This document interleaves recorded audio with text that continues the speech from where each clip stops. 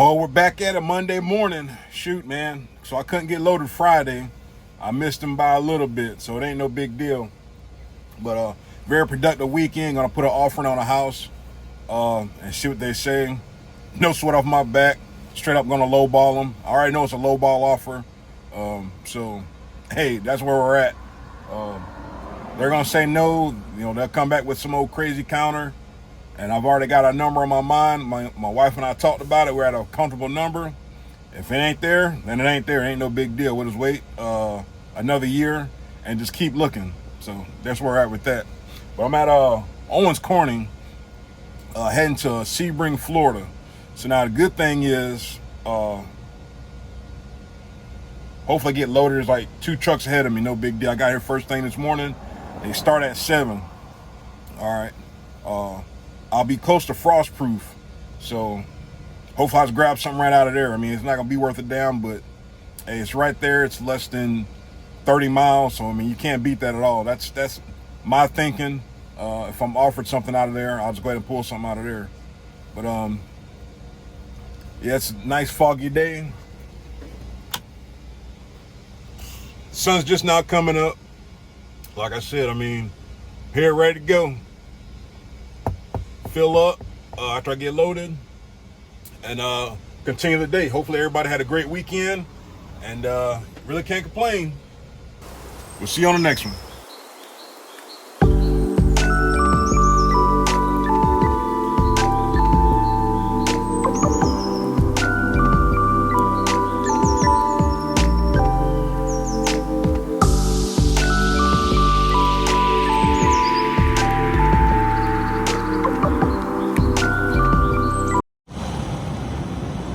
All right, there you have it. 18 pallets going down to Sebring, Florida. It'll be about 30 miles from Frostproof. Hopefully I can grab something out of there. That's just how I'm thinking from a time standpoint. Now, I've done shingles plenty of times. You've seen them before. Like I always like to try to comment. When you have to strap on a busy road and you got no choice, throw all your straps to the non-driving side.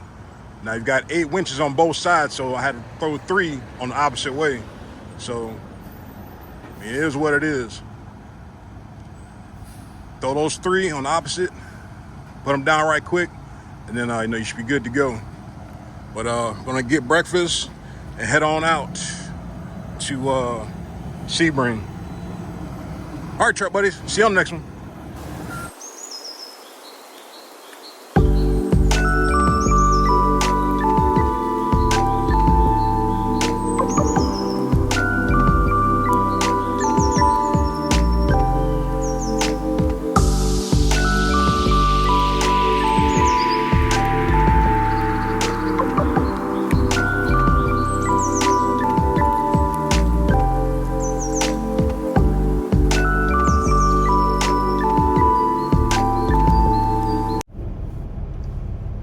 Guessed wrong again, and look where I'm at. I'm surrounded by PNS and freaking TMC. The mega carriers of the cheap freight. And they still running in here. All these PNS drivers. Now, word on the street is the reason why the rates are low for this shipper, James Hardy's, because PNS came in here and cut the rates. Now, I guess I'm not sure if that's hearsay or if that's truth, but there's 1, 2, 3, 4, 5, 6, 7. Out of the 7 trucks, well, there's 7 PNS trucks, and there's like 4 TMC trucks. 1, 2, yeah, about 4 TMC trucks. So, hey, it is what it is, man. The megas are going to eat, you know, regardless of the fact of how you feel about cheap freight. Now, me personally, if it was my truck, I want all it. That's just me, but as a company driver, I just do as I'm told. But there's no way to make any money off this stuff. Luckily, I'm going back to Jacksonville. I'm debating if I'm going to go home tonight. I would have to go out a route to go home. So I haven't really decided yet. I need to see how far it is to go out a route. It is 1,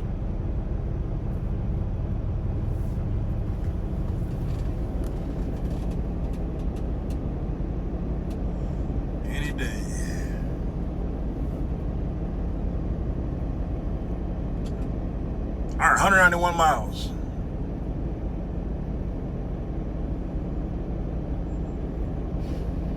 Now, the only problem is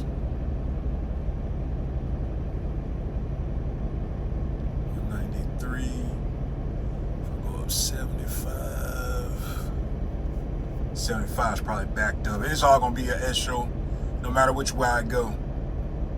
But I'm delivering to the red dot.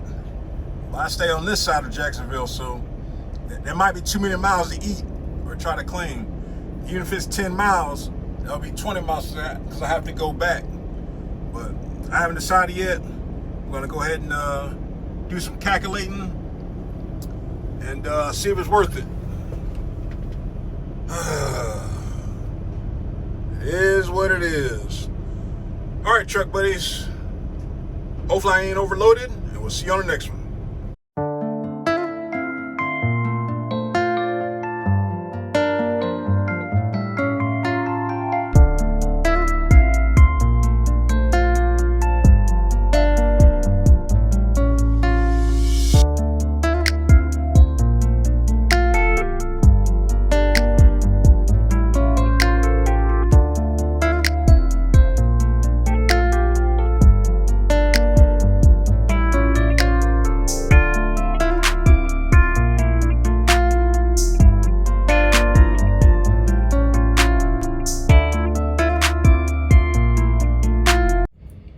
All right, morning truck buddies.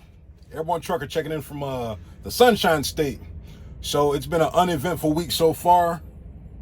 And man, it's just crazy because I want to talk about yesterday. Now, I got loaded yesterday.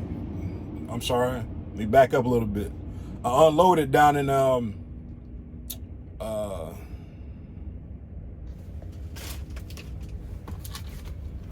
Sebring. I unloaded in Sebring, Florida last night or yesterday afternoon. All right. So I'm thinking, okay, I'm 20 miles from the Lowe's Frostproof. In theory, should, go there. Wrong. Went up to James Harding and got a load. Got there right there before they closed and all that good stuff. And then started making my way back to Jacksonville. Now, I had enough time, in theory, to get home. I could have went home, it'd have been about 20, 25 miles total, about extra that I would have had to drive. But I hit traffic in Orlando before I got to Orlando.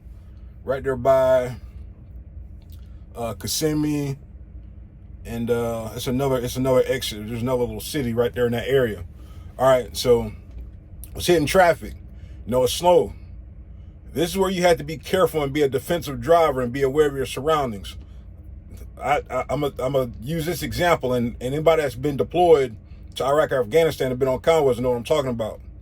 When I'm driving in traffic, I drive as if I'm in Afghanistan. Okay, and I say that because I keep my head on a swivel. I'm always checking my mirrors, which you should always do anyway, but always double checking to make sure my lanes are clear.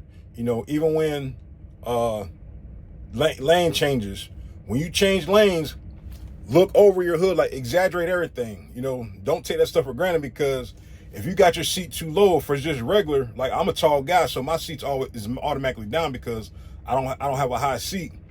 I physically over exaggerating looking over my hood. All right, both sides, just because you just never know, because sometimes it's a vehicle sitting down in your corner. If it's a small little Honda Civic or something, you won't see it. All right, but needless to say, I'm making my way, and I'm seeing a motorcycle come up behind me. He's weaving in, he's splitting lanes, cutting in and out of traffic, which is foolish as hell anyway, with stop and go traffic, and there's just too many unknowns. So sure enough, he splits a couple lanes. He's coming up past me. He splits the lane again. A Tesla, more than likely, didn't check their mirror, didn't look, and freaking took him out. Now, lucky for me, I wasn't going that fast. All right, I had enough distance and final distance. I ain't run the guy over. All right, because literally I seen him, once he got hit, he started fishtailing. I already started slowing down. I said, man, this dude's about to fall. And sure enough, he fell.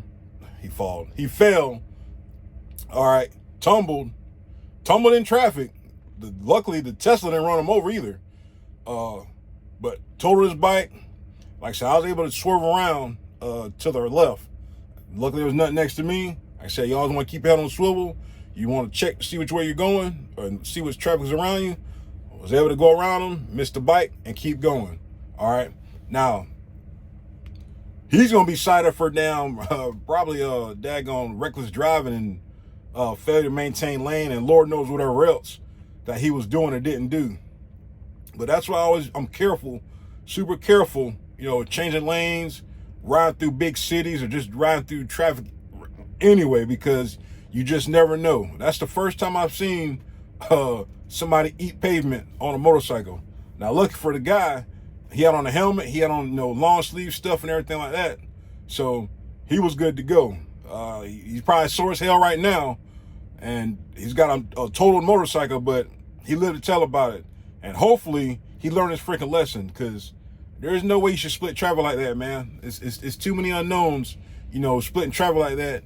And then, you're not sure about the driver that's next to you. Because that Tesla, I'm telling you, that was crazy, man. That was crazy. Like I said, I was about, I don't want to exaggerate, but I was pretty damn close to running that guy over. Thank God, like I said, I was going fast enough, or slow enough rather, not to be in the way or run him over. Hold on.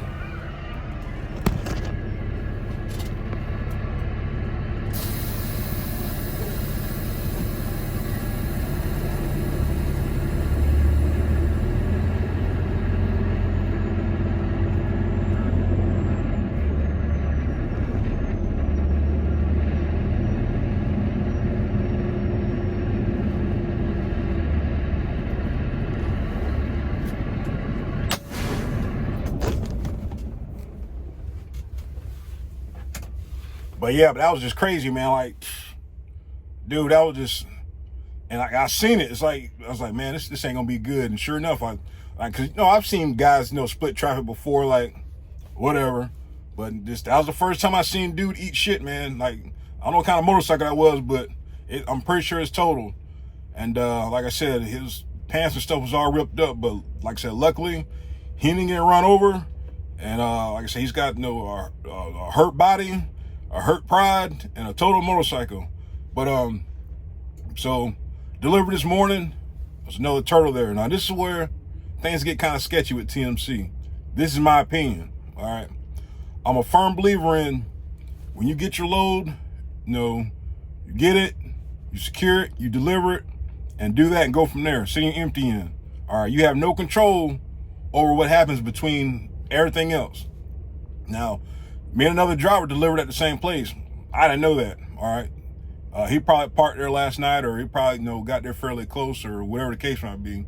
But I stopped about 35 miles short. I wasn't too sure about the parking. It said no gated, which it is gated, but it's on a street to where you can park on the street, but I couldn't really tell.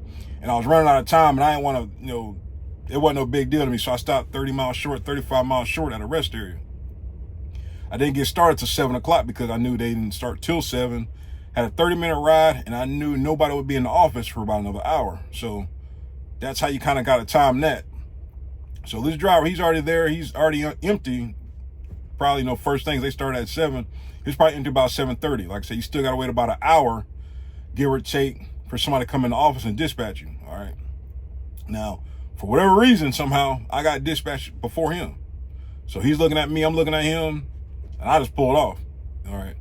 That's why I say just drive your truck. You have no control over anybody else's truck. You have no control over TMC. Just drive your truck and go from there. So I got 2 loads offered to me. And I was tempted to stay in Florida this week just to see if I could do something. I want to see, like, I wonder if if I just run Florida, Georgia, how that would work. Now it might have worked, because I got offered something to Gibsonton, and then something going to Mobile. I took the Mobile load, just try to get out the area and try to get on something else good. But that other option, I should have been able to deliver it today, but I would have been back in the middle of Florida. Like I said, it would have been a chance I could have picked up out of the Home Depot, but Could have been wrong again. Could have went back to James Harden and got another trash load. I mean, I'll never know. But those are choices you make, man. Like I said, you know, you just, whatever load you decide to take, deliver it, and just do your part, because everything else in between, you got no control over, man. I'm telling you, you got no control over it. So it is what it is. Maybe I'll see my truck buddy out here after the fact, because it's a line of trucks already out here at Palaca right now. It's 4 ahead of me. 1, 2, 3, 4 ahead of me. I'm next, and there's another guy. He's next to me. He's going to Mobile, but he's going to somewhere else. I'm going to L&W. So whatever, man. I might try to find a truck wash or find a shower, and then we'll see what happens tomorrow, because Mobile should be able to grab something out of there. Mobile, I think there's a damn steel place out there in Mobile. We'll see. I ain't gonna hold my breath, so we'll see on the next one, truck buddies.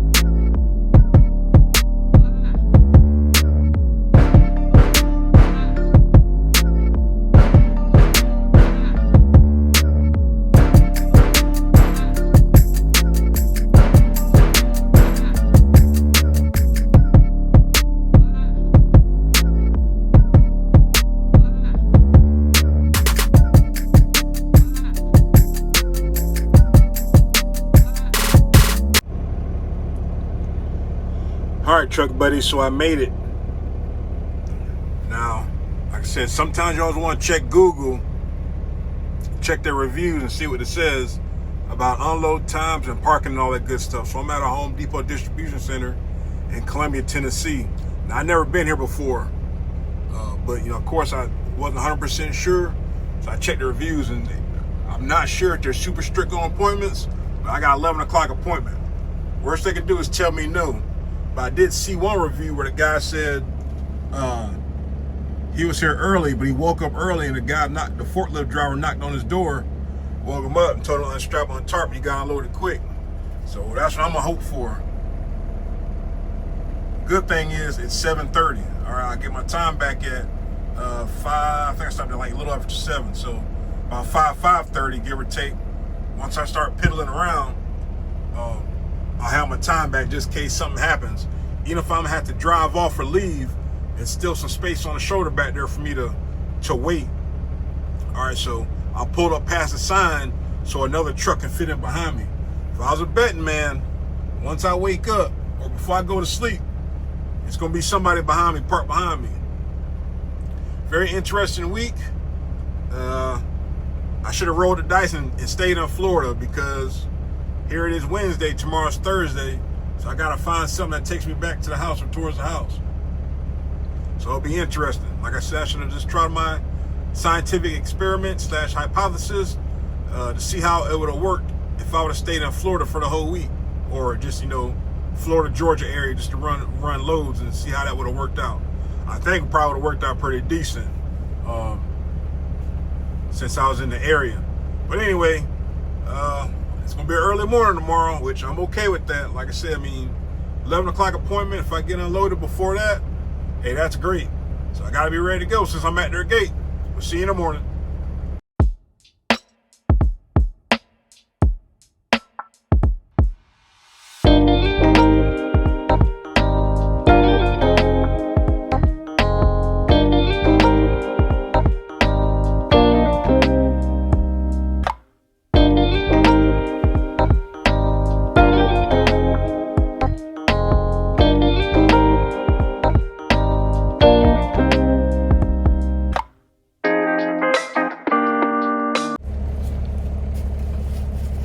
by far the easiest unload at any Home Depot distribution center I ever been to.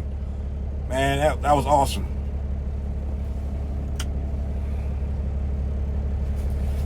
Now, needless to say, they got in about 5:30,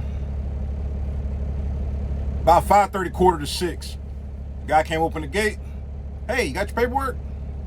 All right, you been here before? No, sir. Hey, there's 2 spots down there. So spot number 1 and spot number 2. It's right there. I'm gonna shine my flashlight down there. You're gonna go to that spot down there by number 1. You're gonna stop right there on the Tarping strap, and somebody will be with you in about 30, 45 minutes. Like, cool, no worries. No, so it's me, another TMC truck, like I said, another Western Express.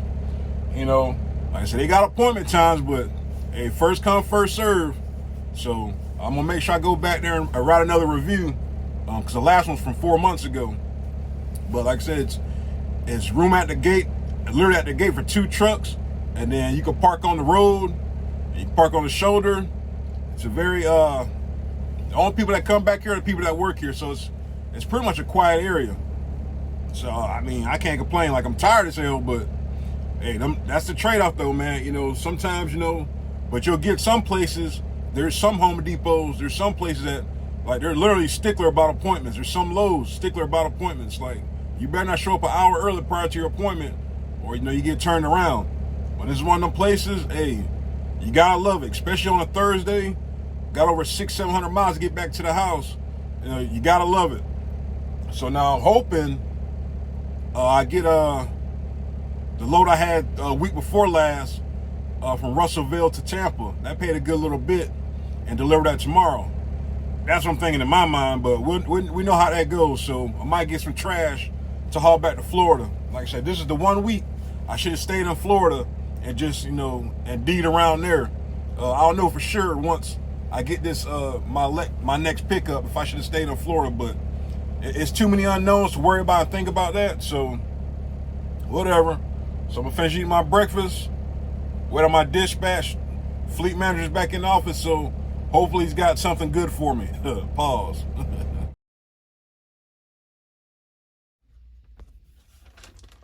All right. So I knew I should have freaking went with my damn first instinct of running Florida for this, to stay in Florida and run for the week. So I'm thinking, we could have went anywhere to go pick up, in theory, to get, of course, get back to the house on tomorrow. So I gotta go back. What is that? Mississippi? All right, go to Mississippi. Go over to damn Westlake. I'm going from one Westlake to another Westlake, and I already know. Now I'll bet both my nuts on this. I'm gonna grab something out of Westlake to go into Florida for Monday delivery. I already know that's gonna be trash. I already know it. If I'm wrong, I'll be surprised, but I should be reloading out of there tomorrow.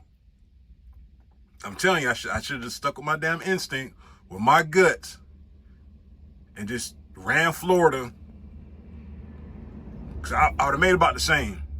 There's honestly no difference, maybe about $200 or $300 maybe difference of running out of Florida to here, to here, to here, back to here, to there, down to here. I promise you, there's no difference. I could have stayed in Florida and made about the same amount of money. I'm willing to bet that, because the load I had Monday, because I delivered late, was it Monday or Tuesday? Whatever it was, I should have took that short run, tried to deliver it the same day, and got reloaded to get on something else. Like I said, I should have ran all these just some little short hops all week, and I would have made the same amount of money and been home.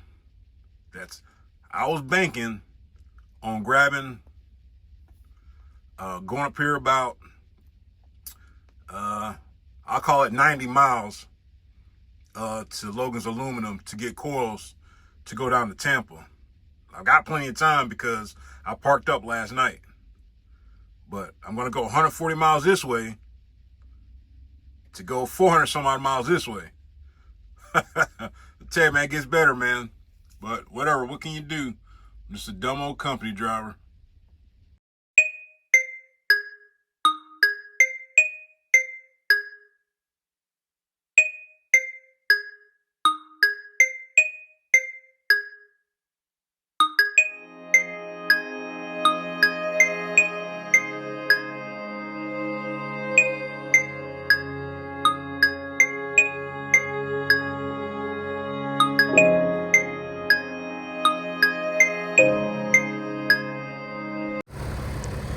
All right, so if you ever come to down Westlake here in Boonesville, Mississippi, they don't tarp the front for you. Usually at the other plant where I'm going, you know, they'll say, hey, you got a smoke tarp. You'll say yes, no. If you say no, they'll put a piece of damn plastic on that first wrap for you. And of course, I didn't have no damn smoke tarp in the belly pan, so guess what I had to do? All right, now I probably could have just used a damn steel tarp. It probably would have been easier, but whatever. It's on there, it's done. So I'm gonna get on down the road, grab something to eat. Might try to catch a truck wash, catch a shower. Now the guy was like, all you gotta do is 2 bellies and put 3 over the top. Now TMC policy, you need 4 over the top. No big deal. 4 over the top, make sure you alternate your straps. Make sure they're pulling against each other. You don't want all your straps going one way and have that damn thing shift. Seen that before, it ain't fun. But yeah, slight inconvenience, no big deal. You know, whenever I do find a smoke tarp, best believe I'm keeping that junk, keeping it handy. But I didn't have one, so that's the next best thing. So I already know it's gonna be comments in there. Well, why don't you use a steel tarp? Or why don't you do this? Or why don't you do that? All right, there's more than one way to dig a hole. This is how I chose to dig my hole. All right, instead of fooling around with it, just throw the tarp on there and be freaking done with it. All right, it'll be fine. But all you gotta do is protect it from the damn that exhaust for whatever reason. Even though this damn sewer pipe, they don't want no exhaust in it. So whatever. So that's what it looks like. How it is in the back, that's how it is in the front. 4 straps alternating. All right. So I'm gonna go find lunch, find a shower, and find a truck wash, hopefully, and head on to Georgia. We'll see you on the next one.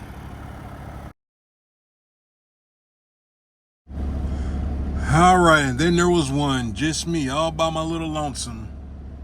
So unloading here in the morning and see what's the chances of me damn reloading out of here. Nothing surprised me anymore, but it is what it is, man. I'm just tired, really, really tired. All by myself and see if there's anybody else when I wake up in the morning. See you in the morning, truck buddies.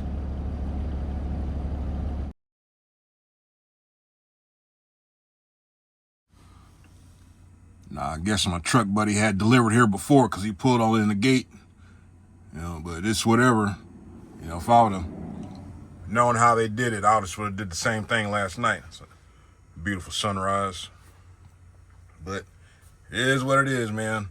So we're going to sit around and wait. I pulled my tarp off this morning. And of course, it's like about a brisk 35 degrees. 35, yeah, about 35 degrees. We'll call it that. We'll just call it cold. All right. This is the time. This is going to separate everybody from the truck drivers to the steering wheel holders to the folks that want to do flatbed, open deck, to who want to do van. I'm telling you, this ain't for everybody. Now, it gets way worse than this. If you look at some of my videos from last year, you know, I was in Colorado, North Dakota area, you know, snowing, all that good stuff, getting snowed in, tarps frozen to the steel, you know, taking 2 hours just to take the tarps off. You know, this ain't nothing. This is still summertime to me. All right, but you got to mentally prepare yourself for what's to come. All right. Got to mentally prepare yourself. You got to mentally prepare yourself because I'm telling you, man, it gets dicey out there. And that's when you have to figure out if you want to keep driving or if you're going to shut down. And you need to shut down. If you're unsure about the driving situation, you know, when in doubt, pull over and stop, you know. But that's for like if you in like some crazy inclement weather, i.e. hurricanes, i.e. snowstorms, blizzards, just any type of inclement weather that you don't feel safe, you know, pull over and park it. But thing I want to touch on right quick while I was just thinking about it. Now, I ran out of water. Now, that's only happened one other time. It happened about 2 years ago, but I was on my way home like I am now. When I filled up yesterday, I miscalculated. I got my fuel, but I should have went inside and got water. I thought I still had one more big bottle of water. I only bought 2. I should have bought 4, but I should have bought a case of water yesterday at the truck stop, but not even thinking. So I tried to do DoorDash last night, and they have it in the area. I mean, it's a small area, but it was about 9 o'clock, 8:45, and I already know, it was going to be a long shot trying to get somebody to come out here to take the order. Now, I try to put in the notes, if they would have, accepted, I would have sent them a message like, hey, I got a cash tip for you. I mean, I put a tip on the app also, but I was going to give them a cash tip because, I got water and like a few other things just to make it worth their while. I didn't want to send somebody there for just a case of water, middle of the damn night. What I mean? So I understand like why nobody accepted it. Plus, like I said, it was so late. But no big deal. But yeah, I always want to make sure you try to do, you resupply, of course, the beginning of the week and during the week. Like I said, that was totally my fault because I should have ran inside instead of getting in a hurry. I had stopped in Birmingham to fill up, and I should have went ahead and just ran inside and got a case of water. Like I said, not even thinking I thought I was gonna stop again because it's a pilot right up the street, about 4 or 5 miles. But knowing my luck, I'm not gonna go that way. But all I got in my refrigerator is one Red Bull. That's it. So it's like it's come full circle because last time I had nothing but a Rockstar in my cooler on a Saturday, and I ended up, I'm trying to think, did I deliver? I don't think I delivered. I think I just parked there. My wife came pick me up, and I delivered Monday morning. But always, make sure you have a good set of clothes, and it's that time of the year, keep a coat in the truck, like a good, like a straight up serious work coat, something that's weather protected, waterproof. I mean, everybody's different. I got a Carhartt coat. I only wear it because I get too hot. But I do have a reflective jacket that I bought at TMC that has a liner, but I took the liner out. So I just wear the shell. And I only wear that when it's like probably, 10 degrees or cooler or colder, because I get so hot. So like right now I just have on a tank top, a reflective shirt, and a long sleeve shirt. That's all I have on. Because I know once I start working, I'm going to get hot. But make sure you got plenty of gloves. It don't matter. Sometimes, people always ask what type of gloves do I use or what's the best gloves you recommend. It's all user preference. I've used expensive gloves and I've used cheap gloves. And I'm just rough on gloves, so I don't like tying up a lot of money in gloves. So usually I just get the ones from the truck stop. They're you get 2 pair for it's like $20. So you always want to try to watch the app. When they have gloves, it's usually on a Wednesday, once a month or every other month. Buy one, get one free on gloves. And that's the last time I pretty much bought gloves. And change them out. Get you some plastic nitro gloves. They're like mechanics gloves. You can get them at Home Depot and stuff like that, or Walmart. And keep your hands dry. But once your hands get cold, me personally, once my hands get cold, I just stop working. That's when I know, like, okay, it's time to take a break. Get in the truck, warm up, change your gloves, take 5-10 minute break or how long you need, and get back and start working. But once you don't feel your fingers, hey, take a break. Seriously, you don't feel your toes, take a break. But like I said, get a good pair of work boots. It might be good to drive, in something other than boots, so you can read in between the lines. But hey, I'm telling you, make sure you have a good pair of work boots because you'll never know. You'll go somewhere. It could be 70 degrees in Florida. And then you got to load up to damn Minnesota, which I've had that happen before, South Carolina, Minnesota, or Montana. And it's freaking cold. You step out, it's snowing, or it's just, it's just the ground, it's not good. So get a good pair of work boots. Everybody's got, a preference. I prefer Red Wings. Red Wings or Timberlands. I got away from the Timberlands because they're just, the ones that I wear are too heavy. I mean, I got a size 15, so that's, they're good boots, but they're just too doggone heavy. So I went back to my Red Wings. But that's about it. Boot socks, like I said, a lot of pants, and just t-shirts, underclothes, and dress in layers. Because you can't wear what you don't have. I'm telling you, all it takes is one time not to have something, and you'll be like, never again. That's why most of my stuff just stays in here. You might my coat, and I have a coat and a hoodie that stays in the truck all year round because you just never know. Oh, and I got a raincoat too. I got an orange raincoat. But that's pretty much about it, man. Make sure we got non-perishable food, canned goods, something that you can put in the microwave, something so you can have a hot meal. You don't have to keep a whole bunch of it. Just keep about 2 or 3 days worth, just in case you get snowed in or you get stuck somewhere where you don't have no food. And that's about it. And then whatever you might need in between, i.e. a portable toilet. I'm gonna post a picture, if I remember, right around here somewhere, about a good portable toilet. Now there'll be folks saying, "Man, I'll never poop in the truck. I'll never go to the bathroom in the truck." Okay, sometimes I'm telling you, one, you're stuck in traffic. Two, your stomach is just, you're in a bad way. Three, there's no rest area, and there's nowhere for you to pull off in the woods to handle your business.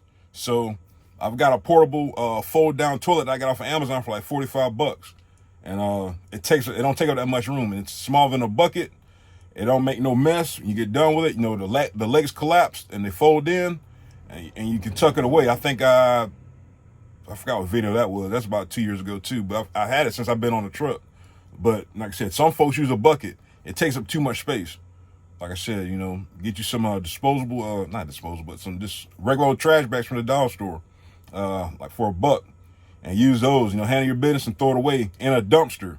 When you go somewhere, I mean, I know it should be common sense, but when you throw away fecal matter, put it in a dumpster away from everybody. Don't leave it at the customers, especially in the summertime, because that stuff gets ripe.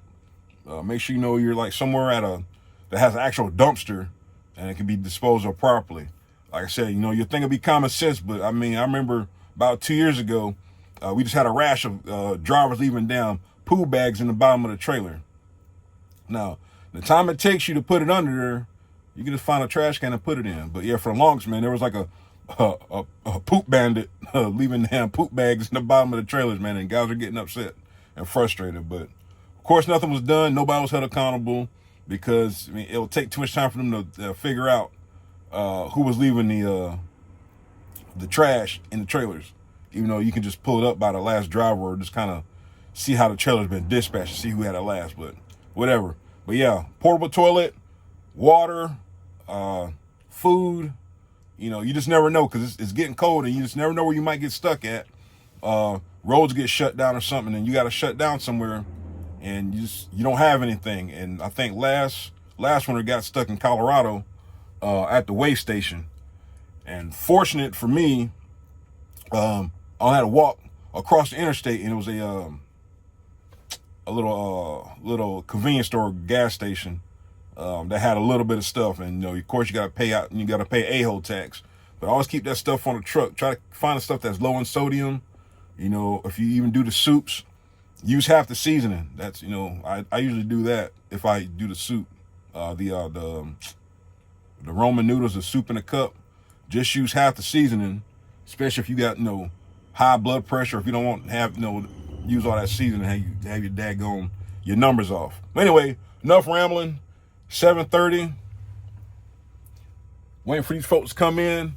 And this is the type of place, you get places like this, they start right on time and not early. Like I said, I got lucky yesterday at the Home Depot. It said 7 to 11 or 7 to 2. I think it was 7 to 2. Quarter to 6.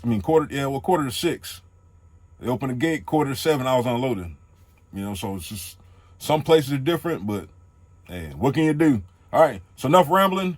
I'm betting, like I said yesterday, to pull something out of here. But I'm not even gonna hold my breath. I said I'll bet my nuts, and luckily I don't need my nuts. Pause. All right, so that was uneventful. Now I'm gonna see how long it takes to get dispatched and where I'm going. Like I said, we usually pull stuff out of here, but I guess we'll see. Hopefully I'll know something by 9 o'clock, whatever. Like I said, I'm just ready for this week to be over with, point blank, Sometimes you're the hammer, sometimes you're the nail. And I'm tired of being a nail. I'm ready to do some hammering.